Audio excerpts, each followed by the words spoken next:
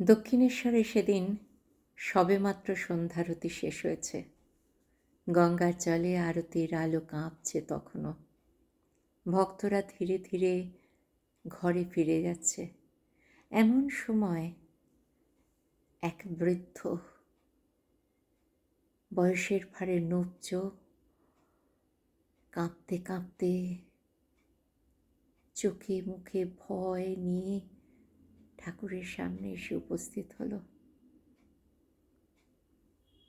তার চোখে মুখে একটাই জিজ্ঞাসা, ঠাকুর, আমি তো সারাদিন সারা জীবন কখনো ঈশ্বরকে ডাকিনি। সারাটা জীবন শুধুমাত্র ওই সংসার, টাকা পয়সা, রাগ, হিংসা এই সবের মধ্যেই নিজেকে আবর্তিত রেখেছি। আমি কি ঈশ্বরের কৃপা পাবো এখন ডাকলে?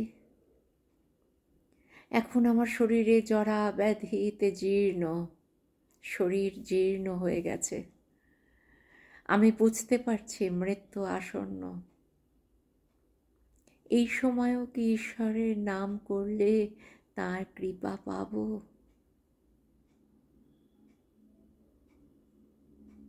সকলের চোখে মুখে ওই একই জিজ্ঞাসা, একটাই ভয়, ঈশ্বর কি কৃপা করবেন? ঠাকুর সব শুনলেন। তার ঠোঁটের কোণে স্মিত হাসির রেখা ফুটে উঠল। তারপর বললেন, তাহলে একটা গল্প বলি, শোন।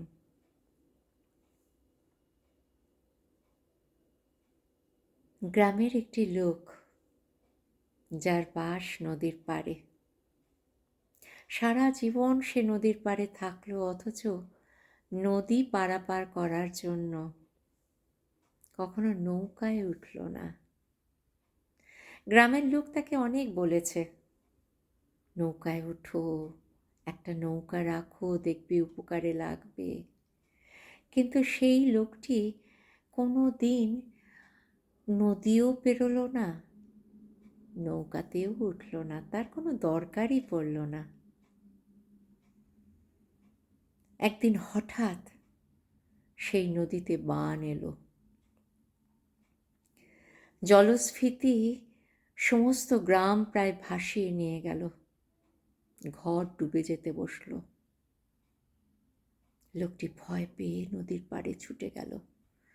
নৌকা, নৌকা বলে চিৎকার করতে লাগলো। নৌকাওয়ালা এলেন। আমি সারা জীবন তোমার নৌকায় উঠিনি কোনো দিন। আমার কি খুব দেরি হয়ে গেছে? তুমি কি আমাকে নৌকোয় করে তোমার ওই নদীর ওই পারে নিয়ে যাবে না? আমাকে পৌঁছে দেবে না? নৌকাওয়ালা বলল, নদী পার করার জন্যই তো নৌকা। নৌকার তো ওইটাই কাজ। তোমার এতদিন দরকার পড়েনি, তুমি নৌকাকে ডাকোনি। তোমার এখন দরকার পড়েছে, তুমি ডেকেছো, এটাই তো যথেষ্ট। বলে তিনি নৌকায় উঠিয়ে নিলেন সেই যাত্রীকে। নৌকা পার হয়ে গেল, যাত্রীটি বেঁচে গেল।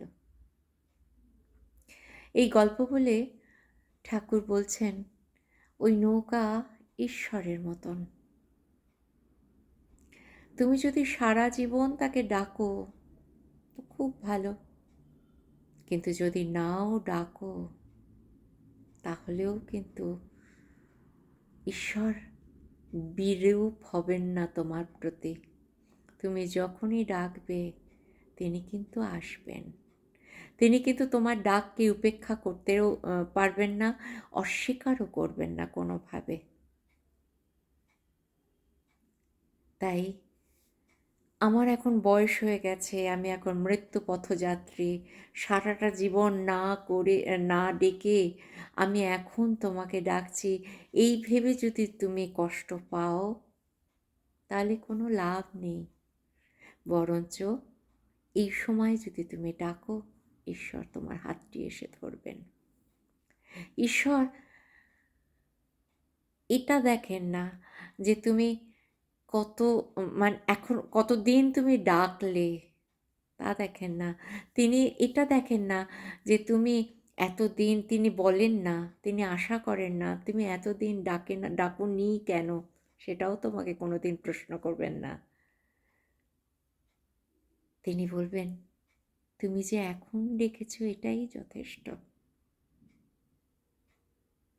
তুমি যখনই ডাকবে আমি তখনই তোমার ডাকে সাড়া দেব। এটাই তো চৈতন্য।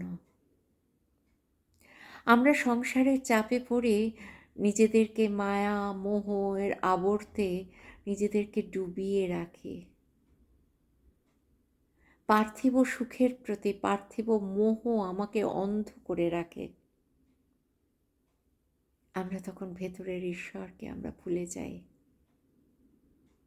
ঈশ্বরের এই অযাচিত প্রেম, যে অযাচিত প্রেমে তুমি এতদিন ভরে থাকলে, এই যে না চাইতেই তুমি খাবার পেয়েছো, না চাইতেই তুমি সন্তান পেয়েছো, না চাইতেই তুমি এত মানে আশ্রয় পেয়েছো, না চাইতেই তুমি এত ভোগ বিলাসের উপকরণ বা জিনিসপত্র পেয়েছো, এ সবই তো তাঁরই দয়ায়। কিন্তু এই সমস্ত কিছু দিয়ে ঈশ্বর তোমার চোখে এমন একটা ঠুলি পরিয়ে রেখেছেন যে তুমি সেই ঠুলিটাকে ছেড়ে তুমি নিজের ভেতরের আমিকে, নিজেকে চিনতে পারোনি। নিজের ভেতরে যে ঈশ্বর আছেন তাকে তুমি দেখতে পারোনি। সেই জন্যই তো কল্পতরু উৎসবের দিন কল্পতরু হয়ে শ্রীরামকৃষ্ণ তার সমস্ত ভক্তকে বলেছিলেন, তোদের চৈতন্য হোক। ওই চৈতন্যটাই তো বিবেক। আমাদের বিবেক জাগ্রত করতে হবে, তবে তো আমরা ঠিক কোনটা ভুল সেটা জানতে পারবো। বিবেক যদি জাগ্রত না হয় তাহলে আমরা বুঝবো কী করে যে আমাদের করণীয় কী? আমরা সারা জীবন তাহলে মোহের পাশে আমরা আবদ্ধ হয়ে আমরা তিলে তিলে মরব। আমরা সংসার রূপ ওই মাকে আমরা ডুবে যাব, কিন্তু তার দেখা পাবো না। তাই যত তাড়াতাড়ি আমাদের ভেতরে বিবেকটাকে জাগ্রত করতে পারবো, আমাদের চেতনাকে জাগ্রত করতে পারবো, আমাদের ভেতরে চৈতন্যের উদয় হবে, তখনই ঈশ্বর আমাদের সামনে এসে আমাদের ধরা দেবেন। আমরা তখন এক অপার্থিব সুখে নিমজ্জিত হব, অবগাহন করব।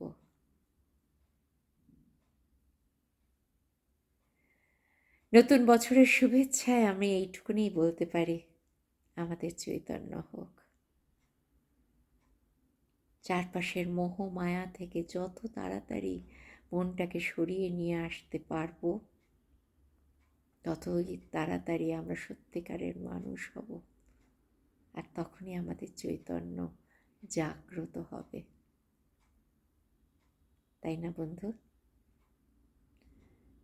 আসি, নতুন বছর, সারাটা বছর তোমাদের খুব ভালো কাটুক, এইটুকুনি প্রার্থনা জানাই ঠাকুরের চরণে। ভক্ত করিছে প্রভুর চরণে জীবন সমর্পণ, ওরে দিন তুই জোড় কর করি কর তাহা দর্শন।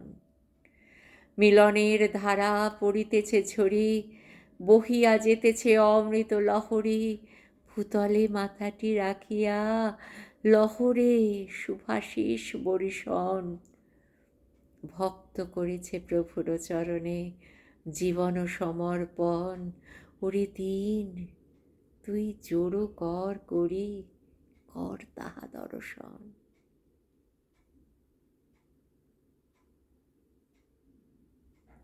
ভালো থেকো। আসি তাহলে আজকে। ধন্যবাদ।